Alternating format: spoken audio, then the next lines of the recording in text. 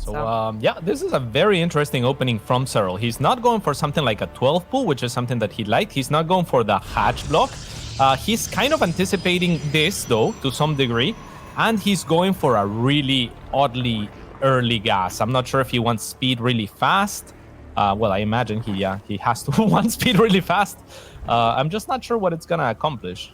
Yeah, I mean, judging by the first circling going to the right and the fact that, you know, everything that we've been talking about, I think Serral just feels overly confident against Hellraiser unless Hellraiser did something like proxy or cannon rush or, you know, something extremely cheesy. But Hellraiser is actually going to open standard, and that's going to net him an advantage here against Serral's opening, which is quite frankly setting himself behind economically just for safety. I don't know that these links are going to be able to accomplish much other than, you know, not letting the adept gather information.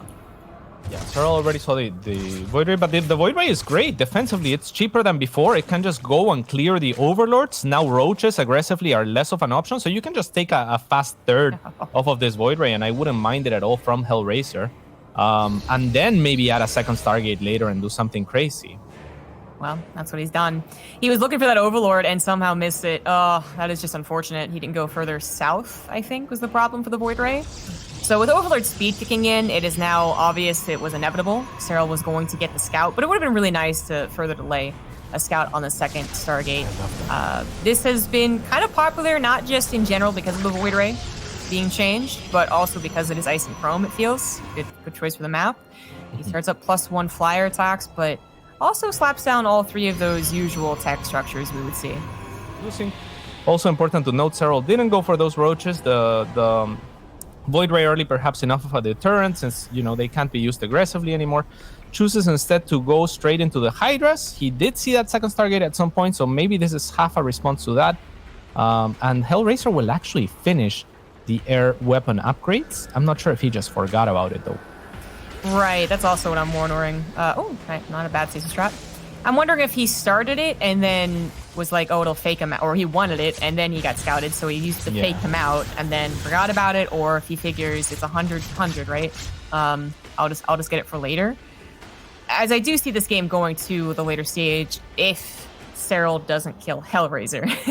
I don't know if Hellraiser is really going to think he has a very powerful attack with a ground army. Yeah, definitely. One thing that Serral has done as well that allows him to be Serral so consistently is he really focuses on the creep spread, and you know that has been uninterrupted. There hasn't been an observer out on the map up until now, and so that kind of buys him time and makes him feel safer to do that kind of drone up. This is a really nice attack on the... Oh, there's not enough Banelings. Oh no, but the Zealots are going to be a little bit clumped. This is still a nice attack from Hellraiser, though. There's not that many Banelings. Go! An unexpected attack, I think, from for Serral and for me. This is Hellraiser pushing way before +2 is done, so it's not really a timing. It was supposed to be an attack of opportunity, and he almost found that opportunity. You were yelling at the Baneling count. You're right. That was a lot of Banelings, but it looks like Hellraiser maybe respected Serral too much and did not take advantage of that. Now we have a lot more Banelings ready to go.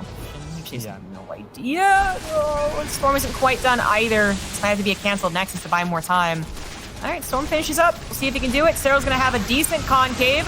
The Storms come down, and they are aplenty. A lot of Banelings getting popped right there, but the Nexus still ends up being canceled. Yeah, great Storms. The Baneling's not really getting too juicy of connections towards the end there on a few sentries. One Storm remaining, actually. But Serral will get what he came for, right?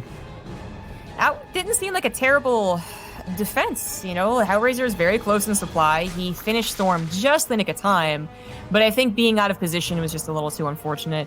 The Storms might have been a little more preemptive and maybe saves his Nexus because he's actually guarding it. Unfortunate, very unfortunate. So without that fourth Nexus, and now losing 17 probes to a Baneling drop, Hellraiser is not down 10 supply, he is down 50.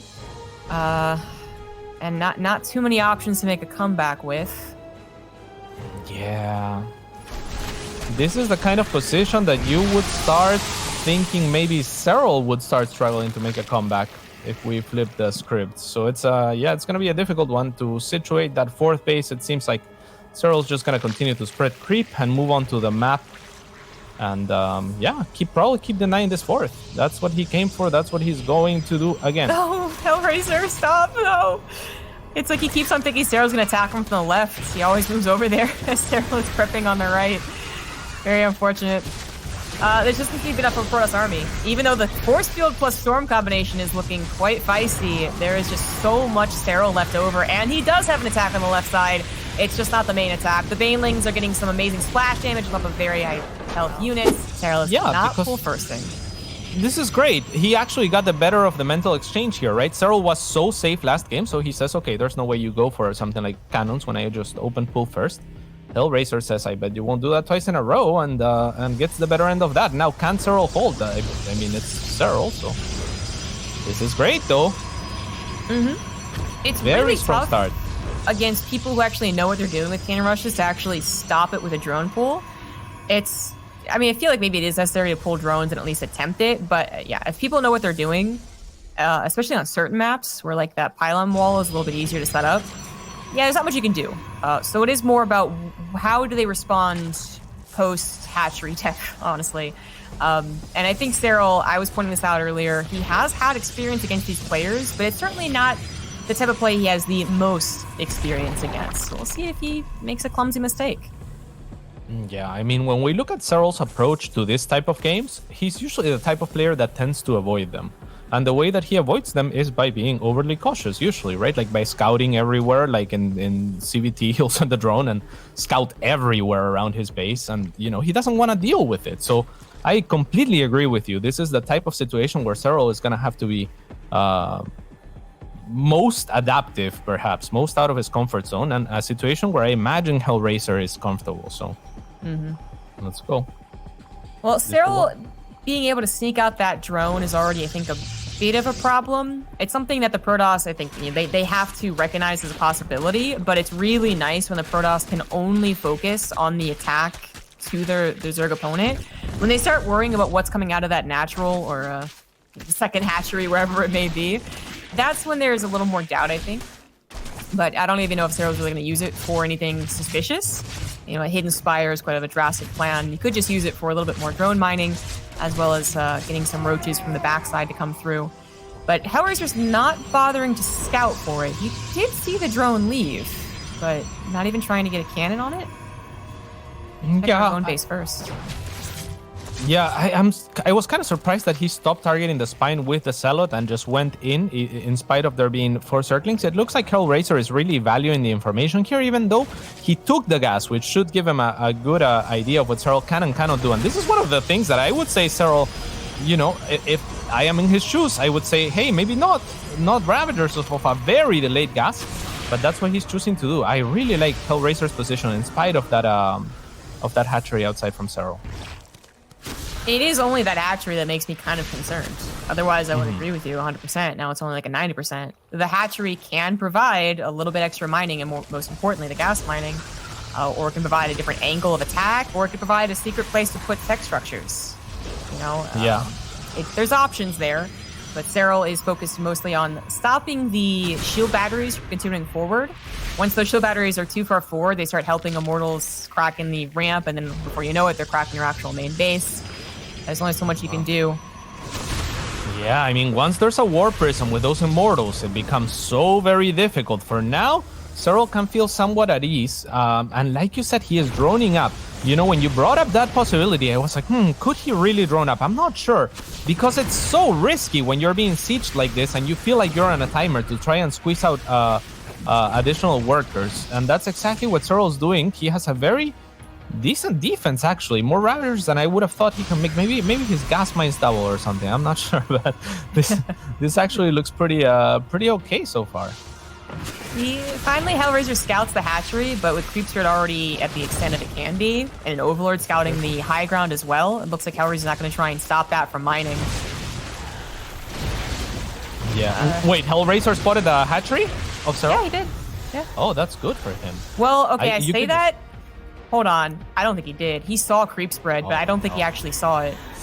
Oh, no. Yeah, that's bad, because a Stalker on that high ground does enough to just fully deny mining from that base. That is painful. That is painful. The probe is literally looking around for this hatchery, and he missed it. The Starcraft is recalled. What did they recall to? He's worried about something like a Nidus. A Nidus worm. Well, a Nidus is on the way. I guess he just figured it was a... Well, okay, so, you know, it's funny. A Nidus worm is on the way, but especially if they're still one-basing it, a Nidus would definitely be on the way, right? In this case, it's a Nidus, plus it actually is still 2 bases. So Hellraiser just missing half the information here. It's not incorrect to be worried about a Nidus, but he absolutely should have done something about this hatchery. Yeah, I think that hatchery now wins the game. It's been mining for so very long. Oh, this is beautiful for Serral. It's basically a defensive Nidus. Now his hatcheries are linked in a way that neither place can be attacked without the rest of his army reinforcing. And the longer this game goes, the better it is for him. That's hard crashing because, yeah, it's been enough that, you know, on Hellraiser's mind, if you look at his setup down this ramp, if, you know, he's just waiting for Serral to basically suicide down the ramp, right? He's saying, like, at some point you're gonna have to attempt at a break here because that's all you can do. But he's wrong. Right now he's wondering where that Nidus worm was. Was it in the natural? Because he like can't scout his natural. Was it somewhere behind his offensive cannons? So he's gonna get, you know, pincered. Where is it? He lost a lot of damage on an Immortal trying to chase after his Spine Crawler that didn't actually die. And now another Nidus worm this time actually is in his natural. Hellraiser has so many things just not going his way. And apparently he'll just never scout that hatchery.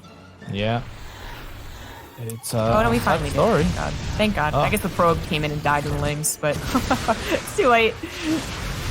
Now Serral finally applying some pressure, and I mean Serral can be anywhere. He has 3 connecting Nidus at this point. He has a better economy than Hellraiser, and quite honestly, this Immortals don't pose much of a threat. Even his setup is too far behind. The almost falling is that Warp Prism, and now Disruptors would be cool, but yeah, I mean, he doesn't know about the second base still, right? Like, that's just it. He did. It's just gone.